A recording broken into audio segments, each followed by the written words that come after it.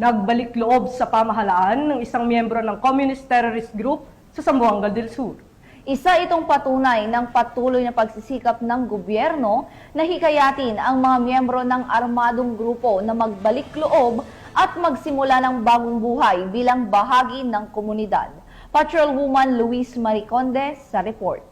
Voluntaryong nagbalik loob sa pamahalaan ang isang miyembro ng Communist Terrorist Group sa mga kapulisan ng 1st Zamboanga del Sur Provincial Mobile Force Company sa Purok 3, Sitio Kumpayan, Barangay Dipawak, Dumingag, Zamboanga del Sur nito lamang ika-28 ng Enero taong kasalukuyan. Kinilala ni Police Colonel Restituto Pangusban, Provincial Director ng Zamboanga del Sur PPO, ang sumuko na si alias Pio, 45 anyos, lalaki, magsasaka at residente ng nasabing lugar. Ang sumuko ay dating miyembro ng hingpit nga organisadong masa sa ilalim ng GFBBC WMRPC at nagbalik loob sa pamahalaan sa pagnanais na mamuhay ng maayos at tahimik kasama ang kanyang pamilya. Agad naman itong nakatanggap ng cash assistance at 25 kilo ng bigas galing sa 1st ZCPMFC. Ang matagumpay na pagbabalik loob nito ay pagsisikap na pababain at hikayatin ang mga kababayang nalihis ng landas. Sa ilalim ng programa ni Pangulong Marcos na naglalayong sugpuin ang inhersensya,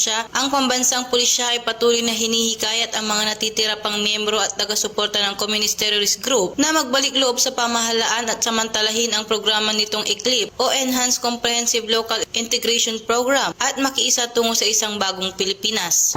Mula dito sa Zamboanga Peninsula, ako ang inyong PNN correspondent, Patrolwoman Luis Mariconde, alagad ng batas, taga-taguyod ng Balitang Pulis.